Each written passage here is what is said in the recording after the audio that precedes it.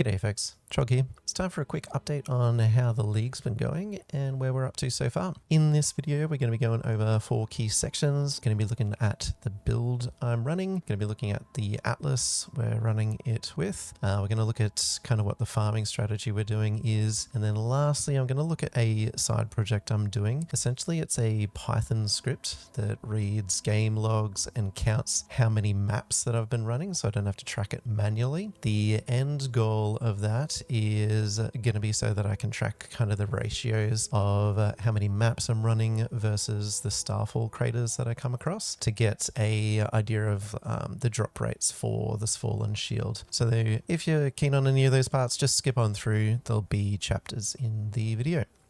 So firstly, let's jump into the build. We'll go from the top here with the weapon and the ability that I'm running. So I'm still running the Toxicrane Pathfinder. We've got it on a 6-link Widow Hail. We managed to pick this one up fairly cheaply at the very start of the league, maybe 5 or 10 chaos just for the base, and it came already corrupted, so someone had failed their double corrupt, and I just used tainted currency to get it up to that 6 sockets, and then again tainted currency to get the 6 links. We're running awakened support gems for vicious projectiles and void manipulation. I haven't tried to hit the level 6 on these just yet. We'll try it with a new one when we get some more currency. Empower still only level 2, working that up to level 3 gradually, and I could go quality on these supports. I haven't done that yet, so I'm missing out on some damage. I'll fix that up. I have got the level 2120 on the Toxicrane. I just ended up buying that one. It wasn't actually too expensive, maybe 20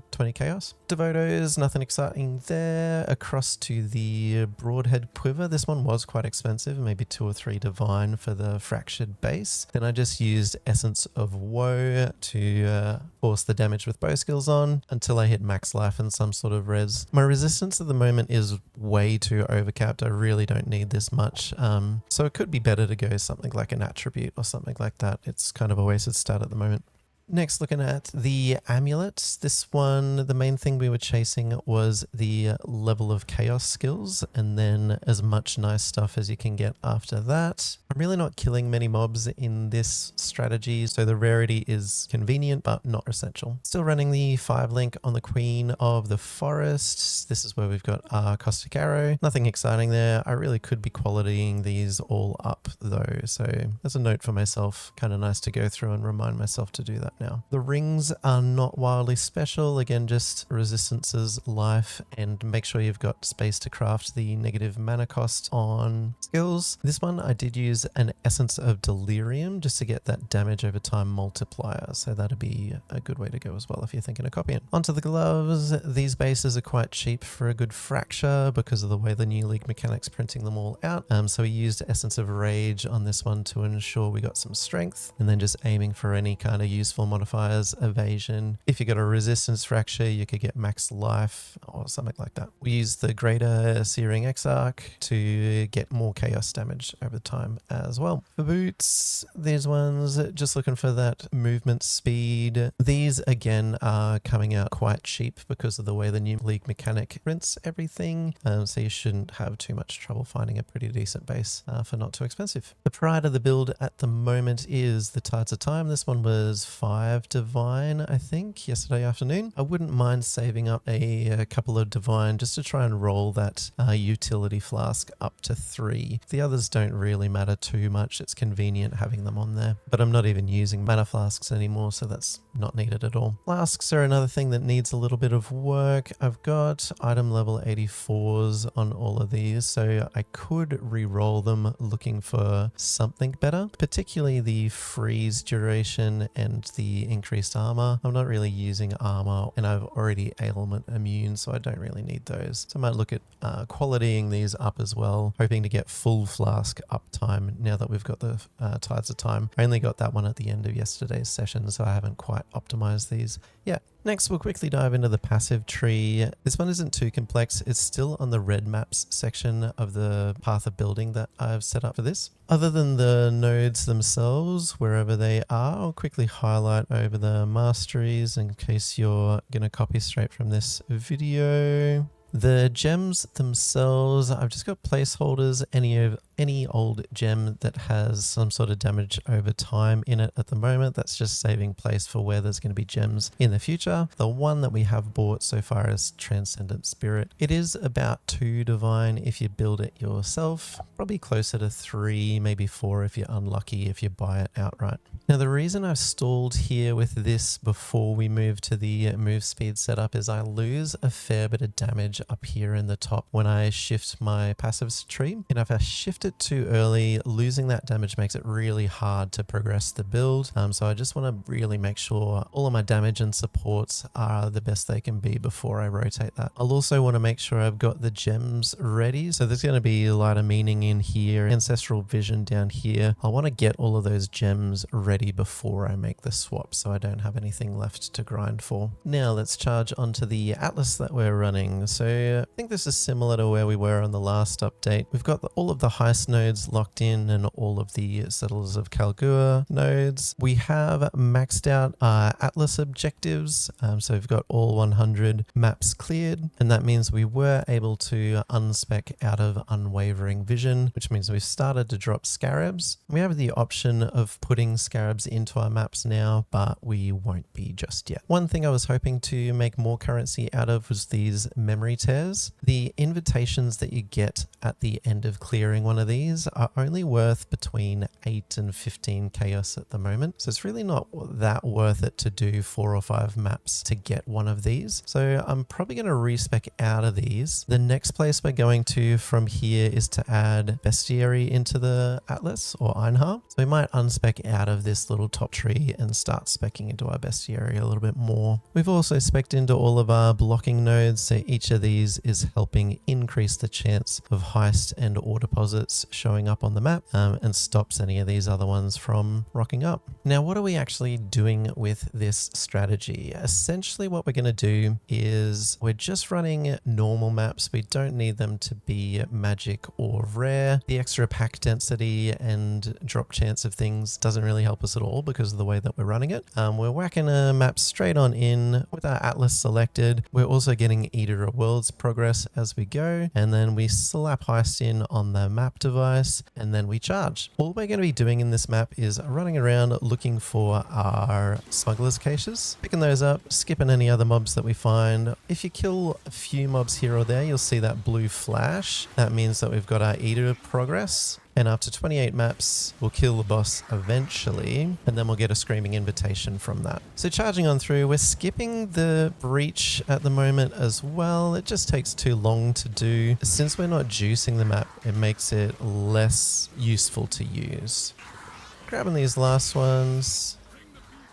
We're filtering out some of the contracts as well because they don't have a chance of turning into a deception contract. And that's pretty much it. So we've run through the beach map.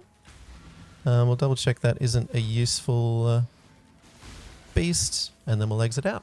So that map takes about a minute, maybe a minute and a half to run through. If you kill some extra blue mobs, then you'll be able to level up a little bit faster as well. We are getting levels nice and gradually here too. With our Eater of Worlds progress, we'll keep on doing that until we get around to the 28th map, and then on the 28th map, then we'll kill the boss to get the Screaming Invitation.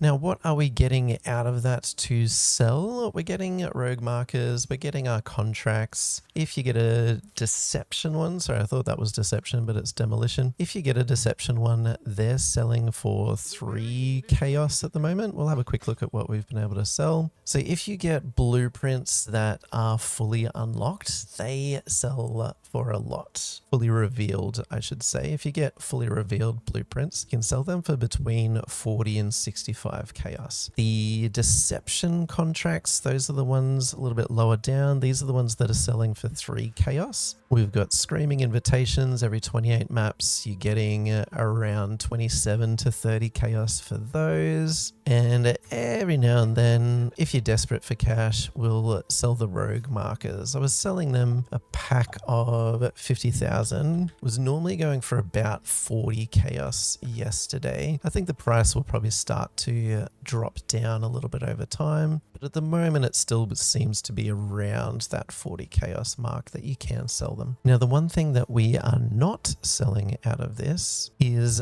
the blueprints themselves. So we can sustain this and make currency off it without selling any of the area level 83 blueprints. And these blueprints have the highest rarity items at the end of them, so the most valuable stuff. So we were plodding along yesterday. We did about 180 maps, and we've got 141 tier 16 blueprints in here. When we swap to running these, essentially what we're going to do is scour all of them so they're white. The rarity only improves the drops in the small chests that you get along the way in a heist. It doesn't change the things that can drop at the very end in the little cases. So by scouring them all, it means that the monsters inside will be the weakest that they can be. It means it's less likely that you're going to die, and it doesn't change the outcome of what's at the very end. So we're going to run straight through them, don't open up any other boxes, and just open up the case at the end. And we're not going to open up any extra wings. So you'll see all of these only have one wing revealed. Any that have 3 out of 3 wings or 4 out of 4 wings revealed, those are the ones that we're selling because you can sell them for so much. We've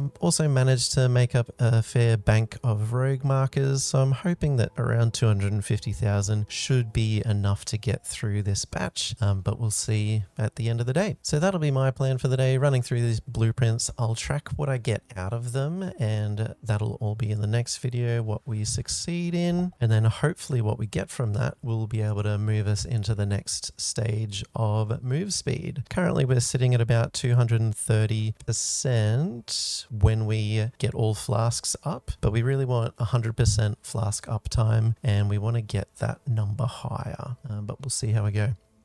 All right, lastly, let's talk about the side project that I'm doing. Now, before I get into the explanation of any of this, I want to emphasize that I don't know anything about coding yet.